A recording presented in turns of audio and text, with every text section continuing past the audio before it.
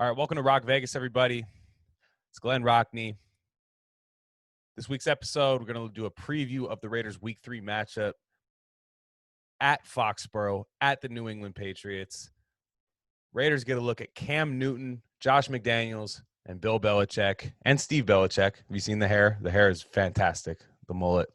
But, yeah, the Raiders are going to Foxborough, and it's kind of weird because I remember at the beginning of the year, a lot of fans circled, now that Brady left, the fans were like, that's a W. They got rid of a bunch of guys. A bunch of guys opted out. Dante Hightower got rid of a lot of people on defense. Kyle Van Noy, guys like that. But to me, I was like, there's no such thing as an easy win in Foxborough. Not while Bill Belichick is there. It just hasn't happened. And I don't expect that this time. I don't expect the Raiders to go in there and roll. I expect them to roll them. Now, don't take that as I'm predicting a loss. I will get to my prediction later. But what the Patriots are doing with Cam Newton and what Josh McDaniels, he can kind of run these Tebow type plays with Cam Newton, which I think we all can agree that Cam Newton, he's better than Tim Tebow. Not a hot take. Nonetheless, let's not get too far into this week preview. I did notice a couple things from the last game, right? I rewatched the last game for the Saints, the Raiders-Saints game. Oh, a very pleasant rewatch. Let me mind you. But I think it's kind of interesting now that Henry Ruggs is out, right? He's been ruled out this week, and a lot of fans are panicking. But I'm kind of glad he's out because he didn't look right to me. He kind of looked like he was battling something because against Carolina before he got hurt, really looked like he was, picking up the offense well. They're getting the ball in his hands quickly, letting him run and stuff. But it kind of looked like he was being used as a deep threat decoy in the second game, right? Ted Wynn, right? Great film analyst, Raiders film guy for The Athletic. He was showing Ruggs being open deep and what that does, right? He's just almost like a phantom production, right? Like he's not catching the ball. He's not running with the ball. He's not scoring touchdowns, but he's keeping the defense honest. And I think that's what he was doing last week because it just didn't look right? The connection with Carr wasn't there. It's been said that Ruggs might be deep down the field, might have a little bit of trouble tracking the ball, right? I've heard that talked about. That's something he's obviously got to work on, but that being said, the connection didn't look like he was there. So I'm glad they're giving him a week of rest. I'd rather do it week 3 than have this be some lingering thing, right? Got enough injuries on this team. You don't want them to linger, right? The Raiders are 2-0. I think it's a good one for him to sit out. But Nelson Aguilar is going to get his opportunity, I think, to start. Unless they go with Zay Jones, I'm not sure what we're going to see at kickoff against the Patriots. But I'd expect to see a lot of Nelson Aguilar, a lot of Zay Jones out there. But Nelson Aguilar, I think, could replicate Ruggs the most, can replicate the speed at least better. And I think he's just slightly more polished as a receiver right now, right? 2 weeks into a COVID-19 season with no preseason games. I think he's slightly more polished. Ruggs, of course, ceiling-wise is much higher than Nelson Aguilar. But I expect good things. I called it on Twitter. So I think Nelson Aguilar scores a touchdown. I think he gets a touchdown against New England simply because of the attention the other players will receive. I'm going to get into that a little bit later. But I think the Raiders they're dealing with a lot of injuries right now. Incognito's on IR, right? That's a huge loss. That, to me, is the biggest loss on offense right now, is Richie Incognito to IR, simply because even though I complimented him last episode, when you rewatch the game, look at the grades, look at the analytics and all that kind of stuff, and I saw some all-22 breakdowns. John Simpson just is not there in pass protection yet. I rewatch it. He's kind of doesn't quite know what he's doing in pass protection. The ceiling's there. I think he's got all the tools to do it. We just can't expect that from him right now in his rookie season. So with that being said, I really hope that Sam Young plays, right? Sam Young can slide in at right tackle because Trent Brown's out. I don't want to get into that right now. A lot of hot takes on Trent Brown that we'll see him. We'll see him when we see him, right? That's just the way I see it. But Denzel Good was playing right tackle, and I thought he did a fine job. You can't say that he did a bad job there at right tackle. But that being said, I don't think John Simpson's ready at left guard yet. So you want Denzel Good to be filling in for Incognito. That makes a lot more sense than the other way around. I would rather, even though Denzel Good's good at right tackle, I don't want John Simpson on the field just at this moment, right? So Denzel Good slides back to guard. Sam Young plays right tackle, which he did a fine job when he filled in before he got hurt against Carolina. He did a fine job, and I think that's a much better looking offensive line. I expect Bill Belichick to try to get pressure with four. Not a really intimidating defensive front by the New England Patriots, especially with Dante Hightower opting out, but I expect them to try to get after Derek Carr, try to frustrate him. Blitzing Carr is not a good idea, so I expect Bill to sit back in coverage and not allow anything, even intermediate down the field. We all know Waller's going to get attention, but I'm kind of interested to see what the Raiders' approach is against this Belichick defense. You're going to want to. I think an approach similar to what they did against the Bears last year is what I would go with, right? Defensively. Or I'm sorry, offensively against the Patriots defense. I think you're going to want to Josh Jacobs one way or another is going to have a huge game. The run game is going to have to be huge. They're going to have to rush for well over 100, 150 yards combined as a team and get rushing touchdowns, because I do think that the Patriots secondary is going to be able to take away a lot of the Raiders' weapons. Josh Jacobs is more than capable of doing that, in my opinion. And you see what happened in New England last year in the AFC divisional game? Yeah, when Derrick Henry just ran over them. And I could see the Raiders trying to do that. And they have the offensive line to do it, even without Trent Brown, even without Incognito. Yes, they're not going to be able to do it exactly the same, but I think they'll be able to do it, especially if they get Denzel Good back at guard rather than right tackle, and then have Sam Young out there. I think they'll be able to run the ball just fine against the Patriots. I expect the Patriots to go after Darren Waller and try to erase Darren Waller. We all know Bill Belichick. He's going to try to take away your best weapon. Now, before the week started, before I heard Belichick's press conference, I was like, okay, who in Bill Belichick's mind does he think that the Raiders' best weapon is? And is it Jacobs or is it Waller? And to me, I thought it was going to be Jacobs, honestly. But after what Darren Waller did on Monday, you best bet. And Belichick, even before that, had said, I haven't seen a tight end like Darren Waller in a long time, after coaching Rob Gronkowski, right? So that's high praise from a guy. Bill Belichick tends to overpraise the other team and underappreciate his team in press conferences. But I don't doubt for a second that he thinks Waller is a nightmare out there, and for good reason, because Waller tortured the Saints. So what I expect to see is Darren Waller getting special attention. And what I found interesting, and I asked Marcus Johnson to talk about this on his podcast because I was asking him, seeing if he had the answer, and he kind of does, but he has his own idea. But he's going to have somebody on and have him explain what the Patriots approach when they try to take away your number one receiver, what that approach is. So what I thought was that, okay, the Raiders are playing the Patriots, and what's going to happen there is they're going to have Gilmore plus somebody else take away Darren Waller. That way we never see Darren Waller. Milk carton, right? That's their theory on that. You don't see him. And to me, my point was, okay, Jacobs should be able to eat if they're dedicating that much in the secondary to the passing game, right? Not having them come up and tackle. The Raiders spread the ball around. The Raiders don't have a true number one wide receiver. They have a number one receiver in Waller, but not a number one wide receiver. So I thought that would make Gilmore kind of irrelevant.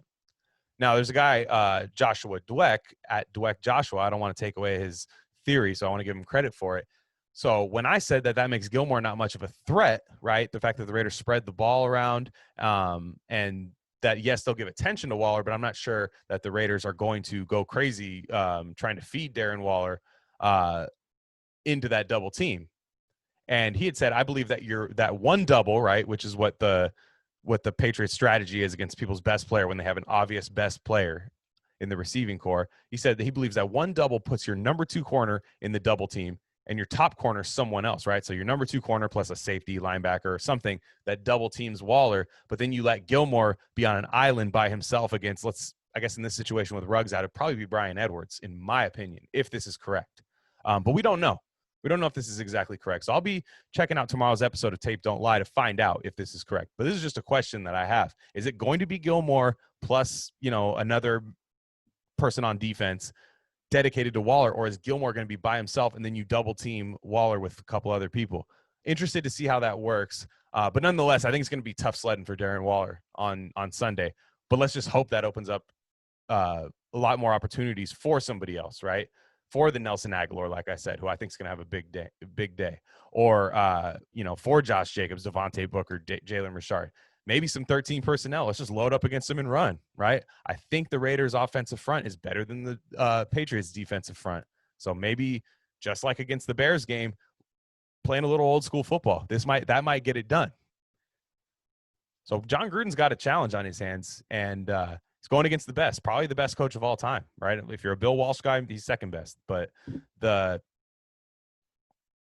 Gruden's going to have to find a way to not be tempted to force the ball to Darren Waller and try to lean on other players, which is good because he does like to spread the ball around. Carr likes to spread the ball around, and I think that's going to be an interesting battle to watch.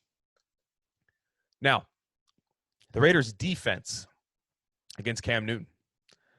Cam Newton's been good this year. He's been good. He's back. There were questions. People didn't know. I had a feeling if he was healthy, he was going to still be very good, but he looks healthy. He was, probably, a couple feet away from winning the game at Seattle on Sunday night. And a lot of people are really fearful of Cam Newton. He's grading well on PFF. They have him at 82.8, which is a great player grade through two games. Carr is in the 60s, right? Just for context. But they give him an 83.4 passing grade and a 66.5 rushing grade. Both really good for the given the position. So Cam's doing it, right? Cam's doing it. Now, I don't love the Patriots supporting cast around him. Their offensive line's good, but they're going to be missing David Andrews, and I'll get to that in a second. But N'Keal Harry, I don't know about that. Julian Edelman's great, but Julian Edelman, I'm okay with him feasting underneath as long as you take away the big play for Cam Newton, because that kind of seemed like that was what they were missing against Seattle. I think they could have beat Seattle if they had just a bit more speed and a bit more kind of dynamic playmakers in the receiving core.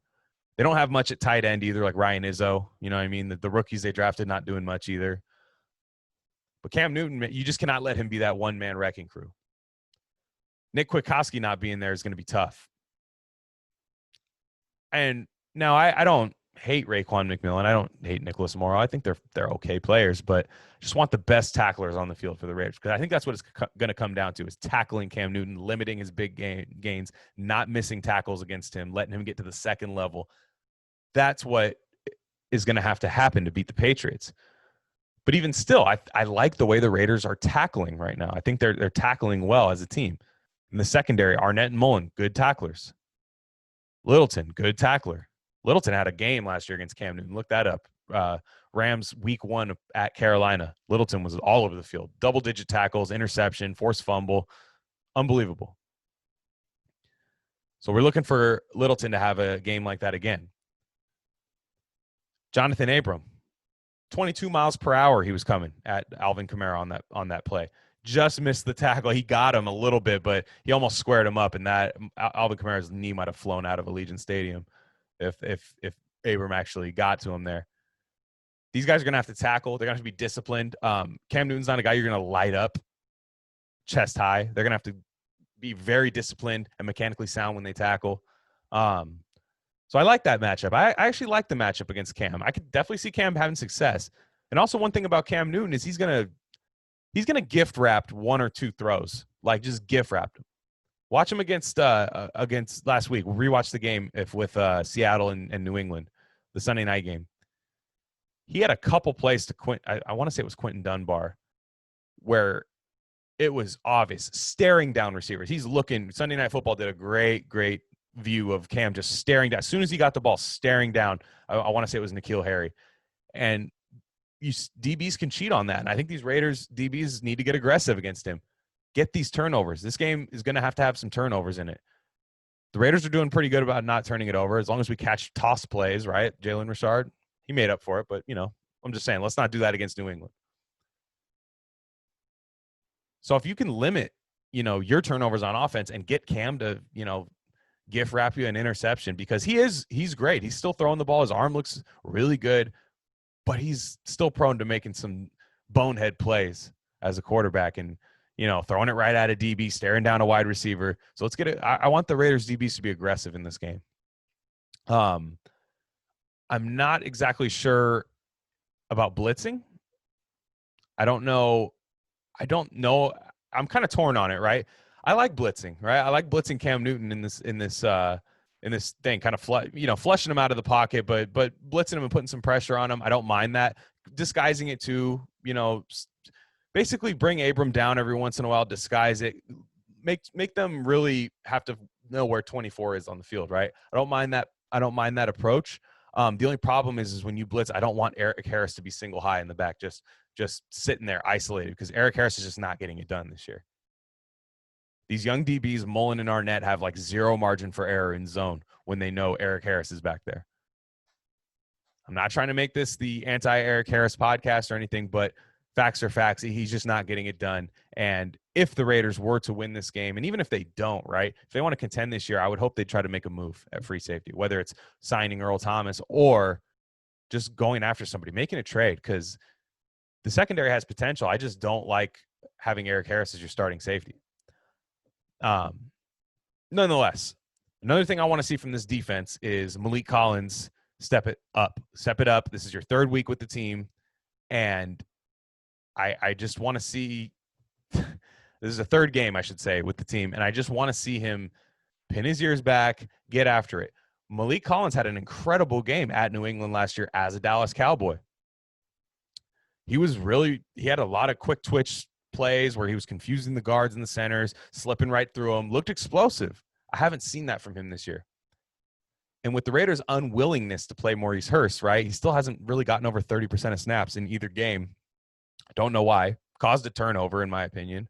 Maybe not caused it. Drew Brees also didn't see Nicholas Morrow, but definitely put the pressure there to make that throw not quite as good. And again, get him on the field. Get Maurice Hurst on the field by any means necessary. I understand he's not great against the run, but man, it's just got to happen.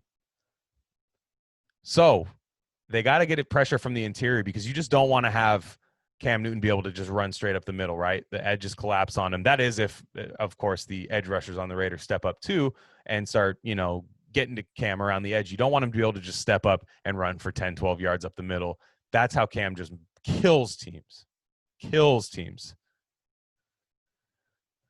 So I think that that Cam is going to be Cam's going to be very tough for the Raiders, but I don't think that he's quite as good of a decision maker as Drew Brees. Now he has enough arm to maybe make a mistake, but still rip that throw in there right before the DB can get there. So he has that potential, right? But I do think, like I said, he lays it up there for you to kind of get sometimes. And it's definitely something that they're going to have to plan for, right? These DBs are going to have to be ready for it, and a big play can be made against Cam Newton. So, Patriots are going to be relatively healthy minus David Andrews, right? And David Andrews is going to be gone, the center. That's why the interior defensive line, right? I need to see way more push and way more wins in pass rush. They got to get pressure on Cam Newton. And we could say it's a broken record every week. They got to get pressure on the quarterback. It's got to happen. But you can't let him just sit back there. You can't let him improvise too much. He's lethal when that happens. So, one last thing. I got a couple questions that I want to get to at the end, a couple Twitter questions. But one thing I found interesting was a tweet from Marcus Johnson from Tape Don't Lie. He's been on this podcast twice, to brilliant football mind, somebody I DM often, probably more so than he wants me to DM him. But I ask him questions and stuff like, oh, hey, when this happened here, do you think that was this or this or this? And he's usually able to give me his best answer there. And I take his opinion over almost anybody in Raider Nation, probably anybody, honestly. So with that said, he had a very interesting tidbit last night when he was watching the Thursday night football game, and how big of a week 3 is for people. And let me take a look. I'm going to put it up here. So this is at the Mark John NFL. If you're not following him and you listen to this podcast, I have no idea what you're doing. But He says this. The cool thing I learned at the live classroom at the Senior Bowl is how sick brag that you went to the Senior Bowl, Marcus. Love it. But is how the NFL teams don't really have an idea of what opponents are doing until week 3. Part of the reason why starting off 0-2 is basically the end of your season. It's kind of like seeing Minshew tonight, right? So it's interesting, especially this year, right? Like, because even in years past, they've had preseason and stuff. Maybe something you could pick from film, right? Just when the starters were out there, maybe just something. And teams are normally vanilla, right? To avoid that in preseason. Like, hey, I don't want to show them anything. But like, look at Minshew last night, putting up 30 points a game, damn near with in the first 2 weeks of the season. Last night lays an egg against Miami, who might be in the top 5 draft picks this year. Both these teams, honestly. But what I find interesting is, does this apply to the Raiders, right? Does this apply to the Raiders offense? This is a big game. They can't lay an egg against New England, right? A loss, hey, if a loss happens and it's a close game, it's going to be brutal, but being 2-1 with your only loss being a close loss at Foxborough, could kind of live with that, right? Could kind of live with that. I think we're all okay with being 500 during these next couple, these before the bye, right? So that would put you on pace for that. That's fine. But if the Raiders lay an egg, right? Like, I'm talking Washington game, 2017, Sunday Night Football. Like, if Carr goes out there, lays an egg, if Gruden just can't get it figured out, you're going to have to start having that conversation. Is like, hey, the first 2 weeks, these opponents didn't quite know what to expect.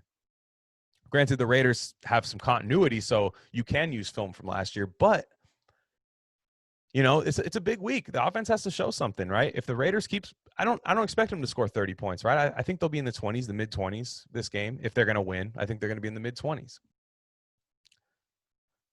So it's just something to see, right? And same thing with Cam Newton, right? The same thing applies, right? The first 2 weeks, people don't quite know, but now there's 2 weeks of film of Cam Newton with the New England Patriots, and you can kind of see what they're trying to do on offense, right? They're not trying to hide anything. These are regular season NFL games these first 2 weeks. So week 3, let's hope the Raiders have the advantage of kind of figuring out their opponent, because Belichick already knows what Carr and Gruden want to do. But let's see what's going to happen with the Raiders and against Cam Newton with 2 weeks of film on him, now that people have gotten used to, okay, now Cam Newton's on the Patriots, right? Aesthetically, it looks like it fits now. So that's just something to think about. But I wanted to get to some questions, right? Some mailbag questions today. Just a couple, right? Just a couple. And I thought they're pretty good, right? They kind of involve fan takes a little bit. Some of them involve like takes from fans, but I'll address that as well. So the first one comes from Gus Gare. Gus Gare's been listening to the podcast for a long time, man. I'm pretty sure he's been down since episode 1. Shout out to him and Obi. Him and Obi have been listening to this podcast for longer than anybody else has, and I appreciate these guys for not getting bored of me, right? It's actually kind of flattering, right? Somebody listening to you for, I think I have about 20 or 30 episodes damn near of this podcast. I haven't even counted. But here's what Gus Gare says. He's got a 3-part question. So I'm going to go right here. Over or under 4.5 catches for Bryan Edwards. So this is interesting, right? This I'm gonna say under. You know what? Yeah, that's a good number, Gus. You got me there. Damn it! You should work for the sports book somewhere or something. Somebody that makes odds. Gus should work there. So 4.5. I think I'm gonna say under, but I think it'll be like 4, right? And hopefully they're big plays, and hopefully they're red zone targets. Only because I do think that if this guy's right, Joshua Dweck, who had said that in this one double scheme that the Patriots like to do against like an elite wide receiver, is you're going to see Gilmore maybe on Bryan Edwards the whole game. And that's a lot to ask from Bryan Edwards in his 3rd NFL game, right? No preseason, to beat up on Stephon Gilmore. DK Metcalf did it, so maybe Gilmore struggles against these bigger receivers a little bit, right? Rather than the faster guys. But it's going to be tough. So, again, now if Gilmore decides to get in on that package with Waller, I think it could go over. So I'd like to give you a real answer there, but it's kind of dependent on what the Patriots do scheme-wise. So his next question, let's check this out again, pull it up again. Do you feel confident Nelson Aguilar and Zay Jones can replicate the deep threat that Ruggs does to keep the back end of a defense honest? I do, because I think Nelson Aguilar is fast enough, and speed is all you need, right? Last year the Raiders had no speed. defenses could cheat up, take away the intermediate routes that Renfro and Waller love, short intermediate game. Yes, I do think that Zay and Nelson Aguilar are going to be able to at least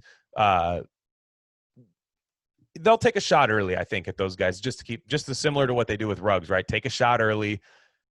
Even if you don't hit it, the defense goes, oh, okay, I see you. I see what you're doing, right? So I do think that they're good enough to do that. Now, I actually think there's going to be some deep connections in this game between Nelson Aguilar and Derek Carr. So, and hopefully draw some PIs. Like Ruggs, that was the best thing Ruggs did last week, was draw PIs against the Saints secondary, and I hope he can do the same thing. Nelson Aguilar and stuff. He's fast. People just forget how fast Nelson Aguilar is. They only think about his hands, and let's hope those hands don't rear their heads again. And let's pray for a good game for Nelson Aguilar. I feel pretty good about it. I think he's going to get another touchdown. Touchdown week 1. I'm calling a touchdown week 3. So Gus's third question here is, the Pats are banged up at wide receiver. You think we'd see more Abram in the box to sell out on containing Cam? Yes, I absolutely think that. I think he's going to be blitzing, not so much being the spy. I think he's going to be blitzing Cam a lot. I think they're going to send Abram a lot. You saw it in the second half against the Saints. Abram was getting whatever he wants. He's got like a pass rush grade in the 80s on PFF, which is really good for a safety. Abram's definitely showing that he's kind of more Jamal Adams as a player. You know what I mean? Maybe in coverage, not quite what you want out of him, and I'm not sure he's going to be that, but he is a box safety. I think he will be an elite box safety at that, an elite tackler. Now, when Cam gets past the defensive line, I expect Abram to be one of the first guys there. Again, he's a missile. 22 miles an hour. I still can't get over that. That's a weapon of mass destruction. That's insane. So the guy I expect to really be spying on Cam is Corey Littleton. Only because he's got that sideline to sideline speed. Again, a very sound tackler with experience against Cam Newton. Had a great game against him last year. So I think Newton is going to be the spy on him.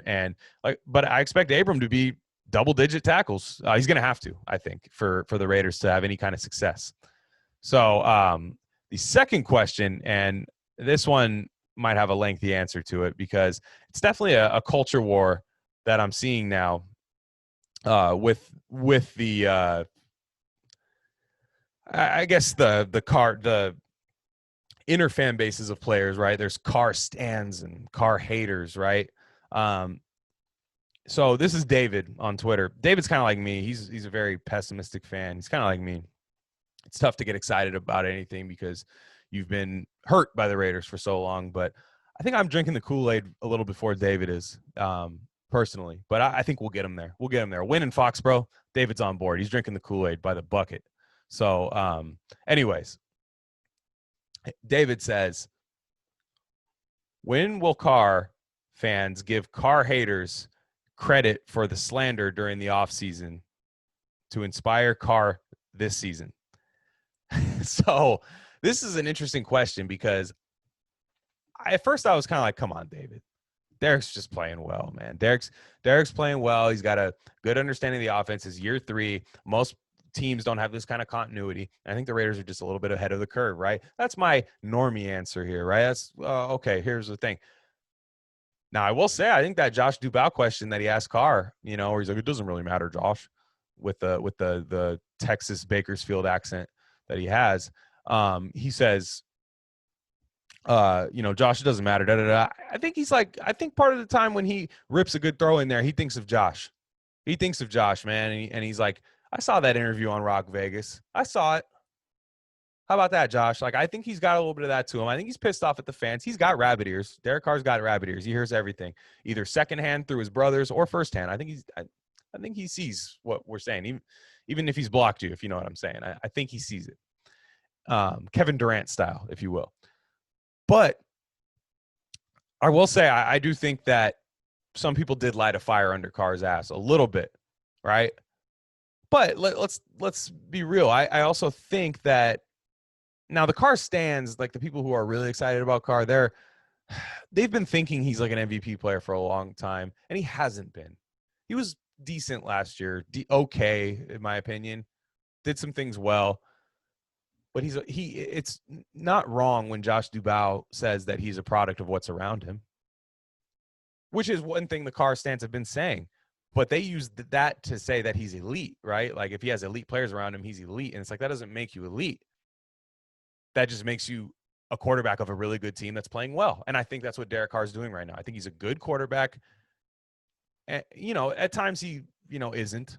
That first quarter against the Saints was ugly. If the protection breaks down, I have no interest in seeing him play. But with good protection, wide receivers that can separate, dominant tight end, great run game, good offensive line, I do think that Carr is a good player and that this is a playoff team. I'd been saying this for a while, is that, and I even told David this one time, I said, man, if the Raiders don't make it this year with this team and Carr has just like a solid season, I'm like even more discouraged by the future of this franchise, because then I think it's on Gruden. I don't think it matters who the quarterback is. You'd love it to be where like, oh, if we fix the quarterback, we're good, right? It's instant back, right? We're instantly back. But I would be fearing that, okay, Gruden's got to show that he can win, at least get to the playoffs with an average player. Mike Zimmer gets to the playoffs with Kirk Cousins, right? They're not good. Nobody says like, hey, man, the Vikings are awesome, especially this year. But, they've gotten to the playoffs, but nobody sees them as Super Bowl threat. Now, I just want the Raiders to get to that scenario, right? Then we can make judgments on the quarterback, right? So I will say that the Carr fans and the Carr stands might be a little bit right that he needed more help. But that doesn't make him a great player on his own, or an MVP caliber player on his own, like a lot of people are saying. But to the haters, man, the people that are really hating him, I'm kind of discouraged when I see that, because I've been very critical of him, vocally critical. Look at my offseason podcast episodes. I'm all over there, really on his ass, man, because he's a quarterback. He's the most valuable player on this team, just value-wise, if you look at who contributes to a win the most out of anybody with a helmet on that field. It's Carr. It's Carr. So I am critical of him. But I got to ask you, man, if you really hate Carr, what did you expect these first two games, right? We know what Derek Carr is, right? He's not an MVP caliber quarterback, and obviously they know that, right? Because they can't stand him. But how can you be mad at the way that he played? How can you be mad that this is terrible, right? Yeah, you can put him under a microscope and see that he missed some guys deep. Sure. You can do that with a lot of quarterbacks, though. I saw people saying like, hey, man, God, I'm watching Justin Herbert play. I wish we had Justin Herbert. Really? I swear to God, if Derek Carr's scrambling on 3rd and 1 and doesn't take the 2 yards and throws it across his body late and throws an interception into double coverage across his body, I swear to God, we'd never hear the end of it on Twitter. So I understand that was Justin Herbert's first game, but also the other team didn't know he was fucking playing until 5 minutes before the game. I'm not even making this about Justin Herbert. I'm just saying, man, what did you expect? Derek Carr, they're 4th in offense. They're scoring 30 points a game. If you value the points per game stat as like an end-all, be-all, and wins, right? Because to me, I wanted more points and more wins with Derek Carr at quarterback. And I didn't care how it happened. They're 2-0, 4th in total offense. A lot of that's Josh Jacobs, but I don't care, man. I just, you got to be able, they're winning games with him. So what did you expect from this? What stat line, what could you see on film? Hitting every single throw, right? Having a 70% completion rate while ripping it down the field, yards per attempt wise, that doesn't usually happen. We know what Derek Carr is. He's a game manager quarterback that can make a couple big throws late. He's relatively clutch if you're within one score of a game late. He's relatively clutch, right? When he's bad early. Like bad early and all game.